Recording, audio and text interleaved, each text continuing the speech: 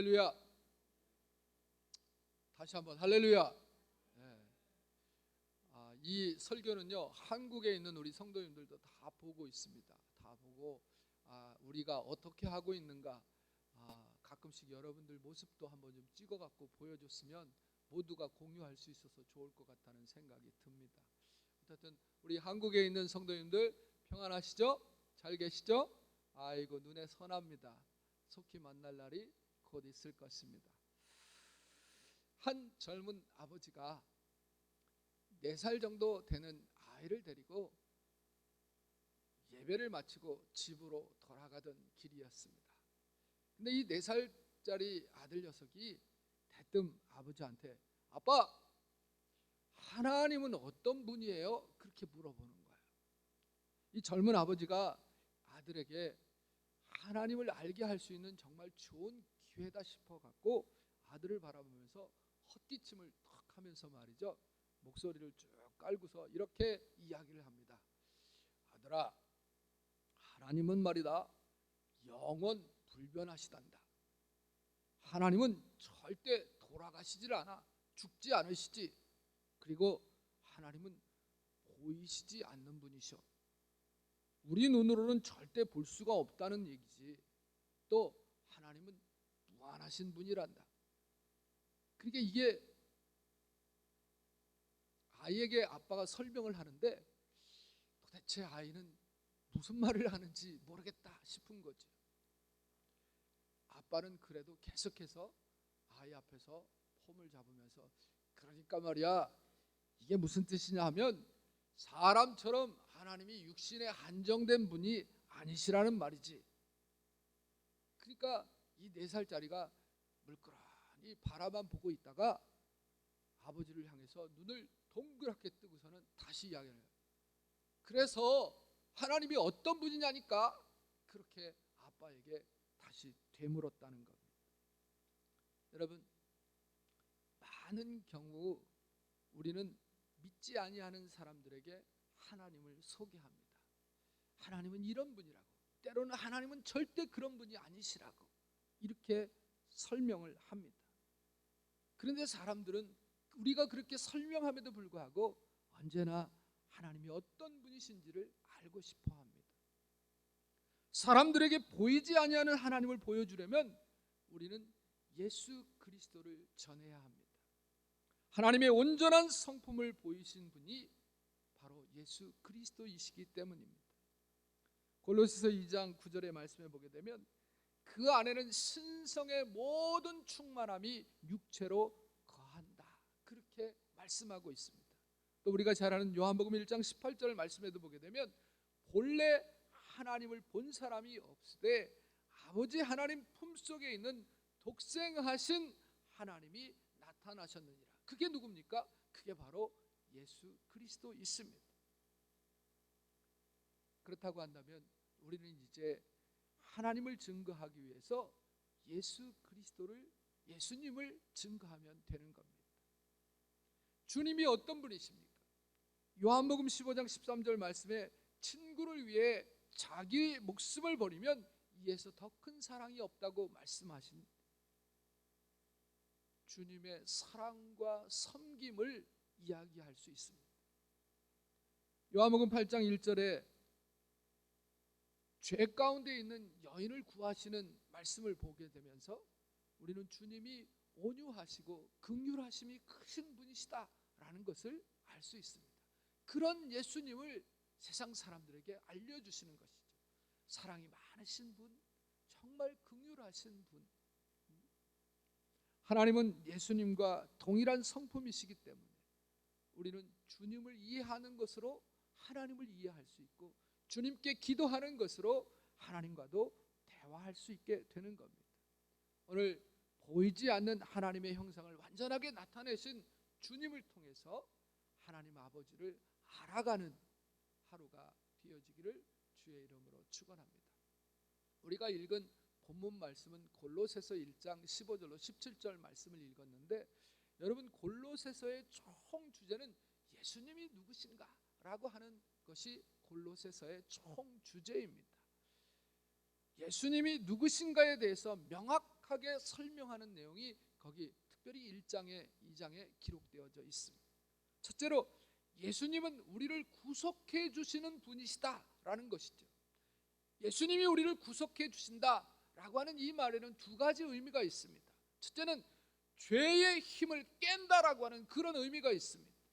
죄의 힘을 깨고 우리에게 자유를 주시는 분. 두 번째는요, 그 주신 자유를 누리게 하시는 분. 그러니까 예수님께서 죄의 힘을 깨버리고 우리에게 자유를 주셨는데 자유를 주실 뿐만 아니라 주신 그 자유를 누릴 수 있게 하시는 분이 우리 주님이시다라는 것을 말씀하고 있습니다. 그리고 두 번째는요, 두 번째 설명하는 예수님이 누구냐 하면 그것이 바로 오늘 본문 가운데 들어있는 예수님에 대한 설명입니다.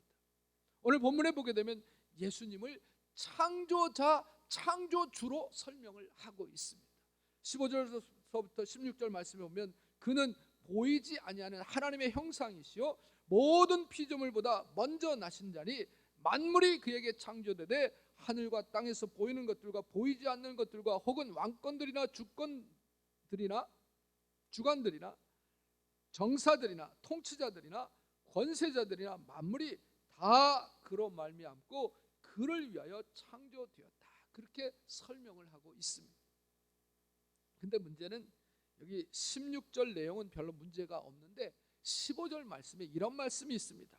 모든 창조물보다 먼저 나신 자다.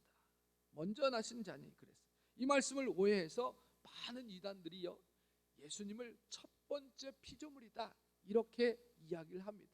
그러니까 예수님을 하나님이라고 받아들이지를 못하는 거예요. 예수님은 첫 번째 피조물이지 무슨 하나님이냐 이렇게 이야기하는 겁니다. 이단들이. 모든 피조물 가운데 첫 번째일 뿐이지 절대로 하나님은 아니다 이렇게 이야기하는 거죠. 그러나 여기서 먼저 나신 자라고 하는 것은요, 시간적인 의미가 아니라 으뜸이라고 하는 뜻이고 가장 중요하다는 뜻입니다. 여러분 성경에 보게 되면 다윗의 아들 솔로몬, 여러분 솔로몬이 다윗의 장자입니까? 아닙니다. 다윗에게는 또 다른 아들이 있었어요. 사실 솔로몬은 두 번째도 세 번째도 안 되는 그런 아들이지 않습니까? 근데 성경에 보게 되면 하나님이 솔로몬을 다윗의 장자로 그렇게 여기는 것을 보게 됩니다. 그런 으뜸이고 중요하다라고 하는 뜻이죠. 우리가 예수 그리스도를 나의 창조주로 믿고 의지하는 백성들은 이 땅에서 어떤 자세로 살아가야 할 것인가? 예수님이 우리의 창조주라고 하는 것이 무슨 의미가 있는지를 살펴보면서 하나님이 우리에게 주시는 은혜의 말씀을 듣기를 원합니다. 오늘 예수님은 창조주라는 겁니다. 결국 예수님과 하나님은 동등하시잖아요. 우리가 믿는 삼위일체 교리로. 근데 이 창조주 하나님, 창조주 예수님을 믿는 자는 어떻게 살아야 하는가? 우리의 신앙의 태도를 어떻게 가져야 하는가 하는 것을 오늘 본문 말씀을 통해서 우리가 깨달아 보자라는 거지. 첫 번째는요, 창조주 하나님을 믿는 자에게는 두려움이 없어야 한다는 겁니다.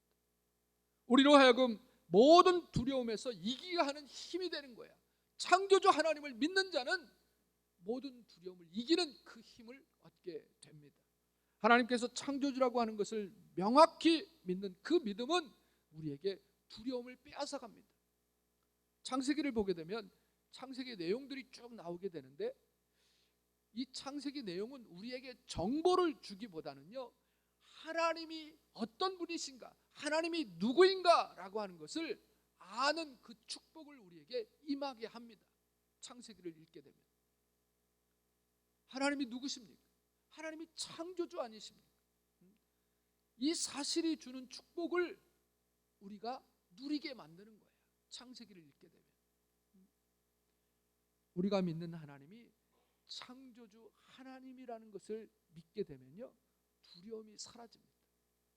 여러분 예수를 알지 못하고 하나님을 알지 못하는 사람을 보시기 바랍니다. 그 사람들은요 항상 두려움 가운데 있어요. 미신을 믿고 점치는 사람 보세요. 얼마나 두려워합니까? 일이 잘 될까 안 될까 두려워 벌벌 떱니다. 이사도 아무 때나 못 하잖아요. 심지어는 문지방 위에도 못 올라섰잖아. 오늘 우리는 하나님을 믿는다고 하면서도 거대한 과학 문명 앞에서 두려워하는 그런 경우들이 있습니다. 핵무기를 두려워하고 모두가 다 두려움 가운데 빠져 있습니다. 그러나 여러분, 진정한 하나님이 진정한 창조주라고 하는 것을 믿는 사람은요, 두려워하지 않습니다. 자유로울 수 있습니다. 창세기 15장에 아브라함 이야기가 기록되어져 있습니다. 창세기 12장서부터 쫙 아브라함에 대한 이야기가 기록되어져 있는데, 특별히 거기 15장의 말씀에 보게 되면 아브라함과 헤어졌던 롯이 저 소돔에서 살게 되는데, 어느 날 소돔을 그돌라오멜이 동맹군을 모아갖고 쳐들어왔어요. 그래서 다 약탈해 갑니다. 그 약탈해 가는 가운데 롯과 가족들과 그의 재산 전부 다 약탈당해갖고 포로로 잡혀갔어요. 그 소식을 들은 아브라함이요, 자기 집에서 키운 318명의 군사를 데리고 추격을 합니다. 그래서 막 밤에 추격을 해갖고 야 이겼다, 이제 우리가 이 많은 것을 다 얻었으니까 먹고 마시자 하고 퍼져서 그냥 골아 떨어진 그 그돌라오멜의 동맹군을 318명이 쫓아가갖고 야밤에 급습을 해갖고 말이죠, 황망 중에 그 사람들이 다 도망가고 다 죽임을 당하고 자기가 빼앗겼던 거 다 찾아옵니다. 롯도 구해오고 식구들 다 구해오고 재산도 엄청 많이 노획을 해갖고 가져옵니다. 전리품으로. 그래서 다 나눠주잖아요. 그런데 그 밤에 아브라함은 두려워서 벌벌 떨어요. 이제 저 그돌라오멜이 황망 중에 도망은 가서 우리가 이겨서 다 빼앗아 왔지만 다시 전열을 정비하고 복수를 하려고 나에게 오면 어떨까? 이제 어떡하지? 저들이 쳐들어오면 우리는 그저 300명 정도밖에 안 되는데 저들은 수천 수만인데 중과부족이야. 안 돼. 어떡하지? 그렇게 근심하고 걱정하고 있을 때 하나님이 아브라함을 찾아오시잖아요. 아브라함을 찾아오셔서 하신 일이 뭡니까? 우선은 말씀으로 위로해 주십니다. 그리고 나가서 아브라함을 데리고 바깥으로 나갑니다. 그래서 별을 보게 하셔요. 하늘의 별을 보게 하십니다. 그래서 창세기 15장 5절의 말씀에 보니까 그를 이끌고 밖으로 나가 이르시되 하늘을 우러러 뭇 별을 셀 수 있나 보라. 또 그에게 이르시되 내 자손이 이와 같으리라. 여러분, 하나님께서 아브라함을 이끌어서 하늘의 별을 보게 하신 그 이유가 도대체 무엇입니까? 원래 이 세상에는 별이 없었습니다. 그런데 천지 창조를 보게 되면 넷째 날 하나님께서 해와 달과 별을 만드셨습니다. 별을 창조하신 하나님을 네가 아느냐? 이 말 아닙니까? 저 별은 하나님이 창조한 거야. 별을 창조하신 하나님이 너에게 아들 하나 낳게 못할 것 같아? 별을 창조하신 하나님이 너를 지켜주시지 못할 것 같아? 이 말씀 아닙니까? 너를 적군으로부터 지켜줄 정도의 능력이 없겠느냐 하면서 위로와 동시에 확신을 주시더라는 것입니다. 그러므로 여러분, 성도는 별을 봐야 돼요. 별을 바라봐야 됩니다. 여러분, 어려울 때 힘들 때 자연으로 나아가시기 바랍니다. 근심이 다가오게 되면 새들을 보시기 바랍니다. 하나님이요, 새들조차도 먹이시잖아요. 새들조차 먹이시는 하나님께서 나를 굶기겠느냐? 그러면서 어려움과 집착에서부터 벗어날 줄 알아야 하는 겁니다. 대부분 우리가 어려움 가운데 빠지게 될 때 특징이 있습니다. 그게 뭐냐면요, 집착입니다. 문제에 집착하는 거지. 그 문제만 골똘히 생각해. 아침에도 점심에도 저녁에도 밤에도 오늘도 내일도 모레도 계속해서 그 문제만 생각하는 거예요. 문제 속에 빠져드는 거지. 성경의 표현에 의하면 문제에 삼킨 바 된 것이에요. 아주 문제에 그냥 익사해버리는 거예요. 빠져버려요. 문제를 해결하는 방법이 뭔지 아십니까? 문제로부터 나와야 됩니다. 문제를 바라보는 것이 아니라 창조주 하나님을 바라봐야 하는 겁니다. 그것이 바로 오늘 이야기하는 별을 바라보는 거예요. 예수 믿지 않는 사람들도 상식적으로 그 정도는 압니다. 여러분, 예수 믿지 않는 사람도 어떤 사람이 어렵고 힘든 일에 빠지게 되면 야, 훌쩍 여행이나 좀 다녀와라 이렇게 말하는 것을 보게 되면 그 사람들도 그런 지혜를 가지고 있는 것 같아요. 뭐 하나님을 바라보라까지는 몰라도 말이죠, 문제로부터 빠져나와야 할 것에 대해서는 알 수 있는 것 같아요. 그런 것들에 대해서는 알고 있는 것 같아요. 문제 속에 있으면 절대로 문제를 해결할 수 없습니다. 문제로부터 나와야 합니다. 자연을 바라봐야 됩니다. 새도 바라봐야 돼요. 심지어 닭장에 가서 닭이라도 봐야 됩니다. 그것을 바라보면서 내 속에 묶였던 것들로부터 나와야 하는 겁니다. 그러므로 별을 바라보라고 하는 것은 일종의 응답입니다.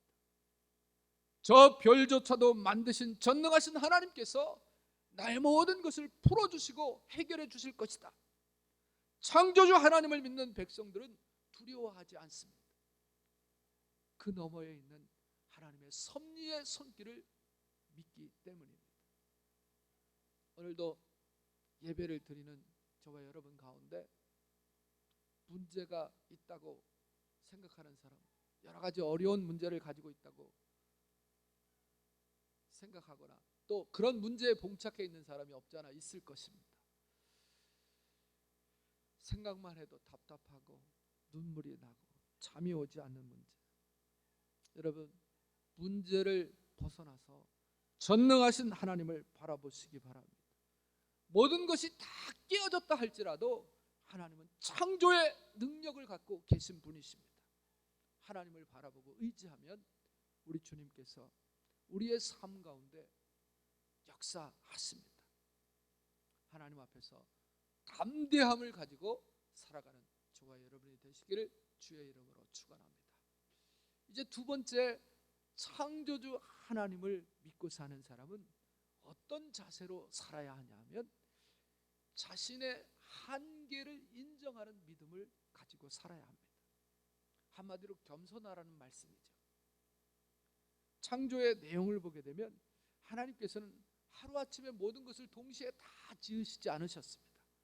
첫째 날에는 빛을 창조하시고 넷째 날에는 날과 날을 구분했습니다. 그리고 그 날에는 그것들만 하셨어요. 하나님이 엿새 동안 창조하시죠. 이 날에는 이거 하고 그 다음 날은 이거 하고 그 다음 날은 이거, 그것만 하셨어요. 하나님이 스스로 한계를 지으셨어요. 그리고 그날에는 그것만 하셨거든요. 하나님이 선을 그으셨어요. 그러므로 피조물인 우리가 이 세상을 살아갈 때는요, 명확하게 한계를 긋는, 한계를 인정하는 그런 자세가 필요합니다. 그것이 성도의 자세입니다. 우리는 가끔 믿음이라고 하는 미명하에 한계를 인정하지 못하는 적이 너무 많이 있어요. 예를 들면 이런 거예요.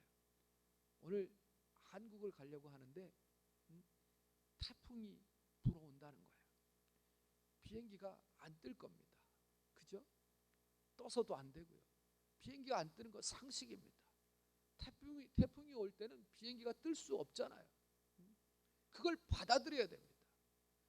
근데 그것을 가지고 하나님 앞에 기도한다고 그게 되는 겁니까? 그건 안 되잖아요. 근데 말이죠, 어떤 사람은요, 하나님 오늘 비행기가 뜨게 해주세요. 공항 관계자들의 마음을 변하게 해주셔서 비행기를 띄울 수 있게 해주세요. 비행기가 뜨게 해주세요. 그렇게 기도해서 하나님이 그 사람의 기도에 응답하면 어떻게 될까요? 하나님이 그 기도에 응답하면 그 사람 죽는 거지. 그 비행기 띄우면요 추락합니다.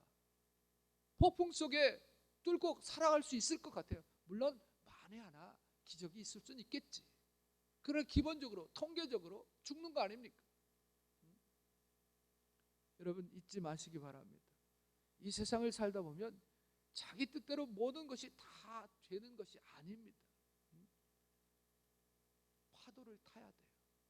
마치 바다에서 윈드서핑을 즐기는 사람처럼 말이죠. 우리는 오는 파도마다 응답을 하는 거야. 파도가 아주 높이 올 때는 말이죠, 그때는 피하는 것이고 슬쩍 피하는 거고요. 즐기기 좋은 파도가 올 때는 올라타서 윈드서핑을 즐기는 거야. 또 어떤 때는 구경만 할 수 있는 그런 파도가 올 때도 있습니다. 우리는 하나님께서 그때마다 보내주시는 파도에 그저 응답할 뿐이지. 응답을 해야지. 태풍이 지날 땐 비행기 안 타고 머물러야 하는 겁니다. 그 다음에 하나님께서 어떤 길로 나를 인도해 주실지 그 다음에 또 응답을 구하는 거고요. 삶에 문제가 왔을 때는 받아들여야 하는 겁니다. 받아들이고 우리 자신의 한계를 인정하는 거지. 우리가 모든 환경을 다 뛰어넘고 내가 하나님인 양 태풍아 물러가라, 비행기야 떠라, 말이 안 됩니다. 자기 멋대로 그저 자기가 하나님처럼 말이죠. 그런 태도가 아니라 하나님이 주시는 여건에 대해서 받아들이는 태도가 맞는 겁니다. 그런데 우리들은 무조건 믿음을 가지고 돌파하는 것만이 좋은 믿음이다 이렇게 생각을 하는데 여러분 착각입니다. 사도행전 27장을 보세요. 사도 바울이 잡혀있는 배가요 로마로 향하고 있습니다. 바울이 경험상 알았던 것 같아요.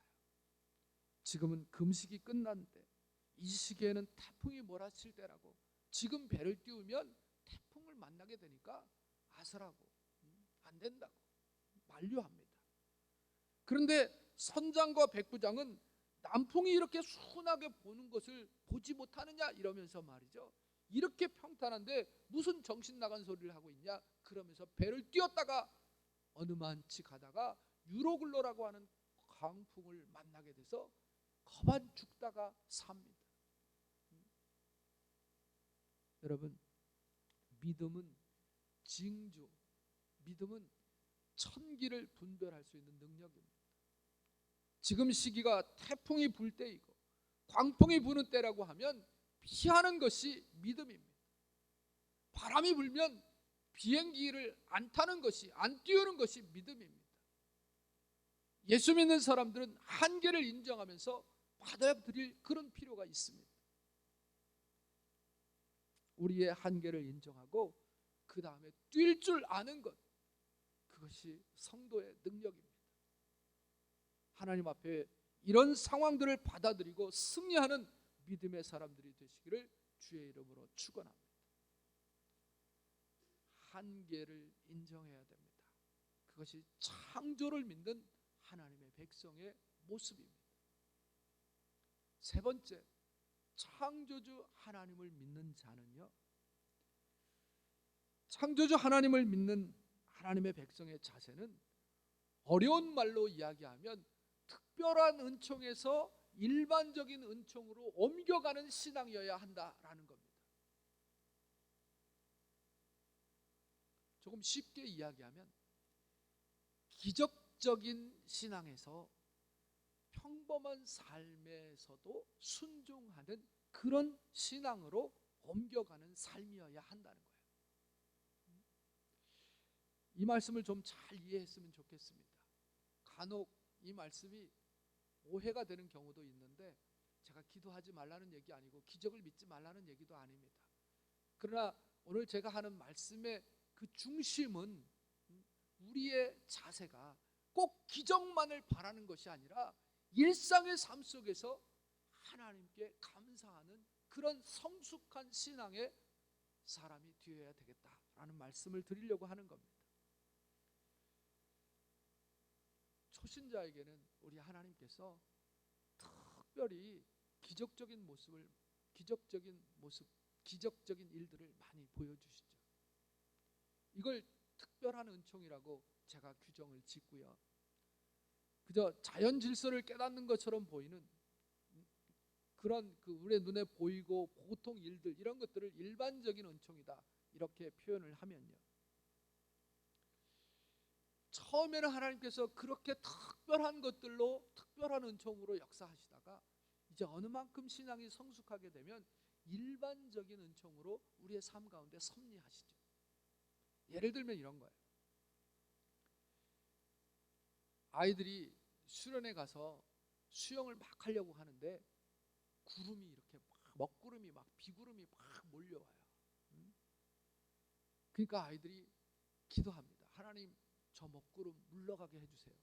그런데 희한하게 그렇게 아이들이 그때 기도하면요, 그 먹구름이 물러가요. 그리고 비가 안 와. 그래서 막 아이들이 환호를 하면서 수영을 즐기는, 저 이런 일들 많이 봤어요. 그러니까 가끔씩 하나님이 그렇게 역사하시기도 하더라고요.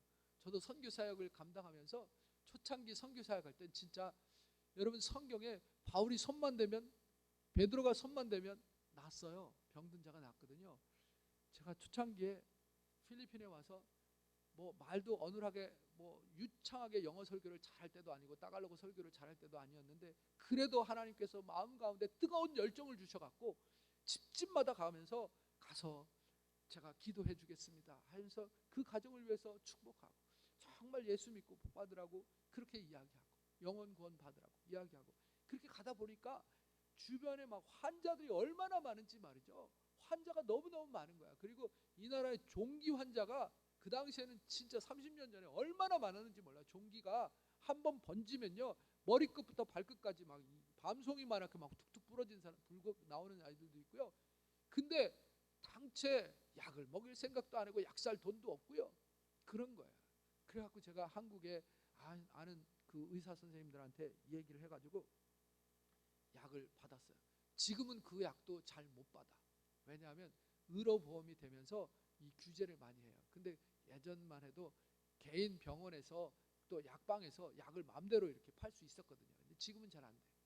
그래서 그때 제가요, 아목시실린 뭐 이런 거 그냥 통으로 천정짜리 이런 박스로 갖다 놓고 그걸 매일 가방에다가 한 짐 들고, 그리고 이제 가는 거야. 가서 구충제하고 그다음에 그 영양제하고 그다음에 항생제, 주로 이거죠. 그리고 연고, 이거 가지고 메스하고 이렇게 가져가요. 메스를 왜 가져가냐면 골문 데는요 쭉 찢고 고름을 짜고 그리고 약을 먹여야지, 골문 데 약 먹여갖고 잘 안 낫습니다.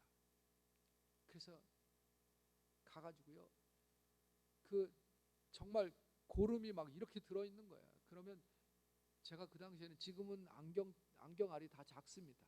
근데 그 당시에는 안경알이 이렇게 컸어요. 안경알이 커가지고 일부러 또 큰 안경알을 쓰고 가요. 왜냐하면 고름을 짜야 되니까. 고름을 짜다 보면 이게 한 번에 꾹 짜야지, 어설프게 짜면은요 아야 하고 아파서 도망가면 걔는 못 와. 걔는 안 와. 그래서 한 번에 그냥 메스 탁꾹 짜야 돼. 그래서 탁 터지면요 이게 탁 튀는 거야. 얼굴에 탁 튀니까 안경알이 커야 되겠더라고. 그렇다고 제가 무슨 수경을 쓸 수는 없잖아요. 그렇게 해서 아이들을 치료해 주고 그랬는데요, 진짜 약발이 잘 들었어요. 그래서 그렇게 짜고 이 항생제를 얘가 먹어도 되나 안 먹어도 되나 요걸 확인을 해야지. 왜냐하면 알러지가 심하고 이런 아이들은 안 되거든요. 항생제를 함부로 줄 수, 제가 약사도 아니고 의사도 아니잖아요. 물론 믿음으로 합니다만, 그러나 그래도 기본적인 상식은 있어야죠. 그래서 그 아이들에게 이 알러지가 있나 없나 이런 것들을 확인을 하고, 그리고 이제 항생제를 줍니다. 그러면요 이틀이면 다 납니다. 다 이렇게 짓 물른 것도요 이틀이면 그냥 꾸덕꾸덕하게 다 말라갖고 쌩쌩해갖고 자기 보라고 막 이렇게 와가지고 제 앞에서 자랑을 해요. 고열이 펄펄 나던 사람도요 기도하니까 그냥 나요. 그 자리에서 나요. 40일도 펄펄 끓던 게 예수 이름으로 고열은 물러갈지어다 그러면 났어요. 초창기에는 하나님이 그렇게 역사하시더라고요. 그래서 여러분, 이건 자랑이 아니고요, 줄 섰어요. 줄 섰어요. 이렇게 예배를 드리고 나서 오늘은 제가 여러분을 안수하겠습니다 그러면 줄을 쫙, 교회 밖까지 줄을 쫙 섰어요. 그래서 안수하면요 그냥 다 넘어갔어요. 내가 넘어뜨린 거 아니에요. 저 절대로 안 넘어뜨렸어요. 그냥 손만 갖다 대면 그냥 다 넘어가. 그렇게 하나님이 역사하시더라고요. 그리고 질병이 많이 났어요. 지금도 그 질병이 나을까요? 지금은 제가 실험 잘 안 했는데 물론 병자를 위해서 기도하고 있는데 옛날만큼 그렇게 하나님이 역사하지 않는 것 같아요. 제가 무슨 말씀을 드리려고 하냐면 초창기에는 그렇게 하나님이 기적적인 일로 역사했다라는 거죠. 그런데 시간이 지나면서 점점 하나님께서 일상적인 삶 가운데서 감사하라는 거야. 기적만 보고 감사할 것이 아니라 일상적인 것을 보고 감사하라는 거죠. 여러분, 이스라엘 백성들이 애굽에서 나올 때 아무것도 못 가지고 나왔잖아요. 물론 금은 뱀을 가지고 나왔어요. 그러나 옷까지 다 싸들고 나오지 못했어요. 신발 다 싸들고 나오지 못했어요. 먹을 거 뭐 가마떼기로 다 뭐 지게에다가 무슨 뭐 마차에다 싣고 그렇게 나왔습니까? 아니잖아요.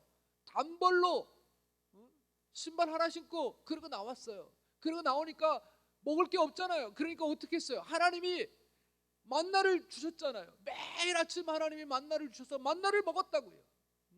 물이 없었어요. 하나님이 반석을 쳐서 그 사막 가운데서 물을 마시게 하셨다고요. 고기가 먹고 싶다고 하니까 하나님께서 메추라기를 불어주셔가지고 말이죠. 메추라기가 진 곁에 와서 그냥 덮치는 거야. 그러니까 막 메추라기가 여기도 있고 저기도 있고 막 이놈도 잡고 저놈도 잡고 그래서 다 구워서 먹었지.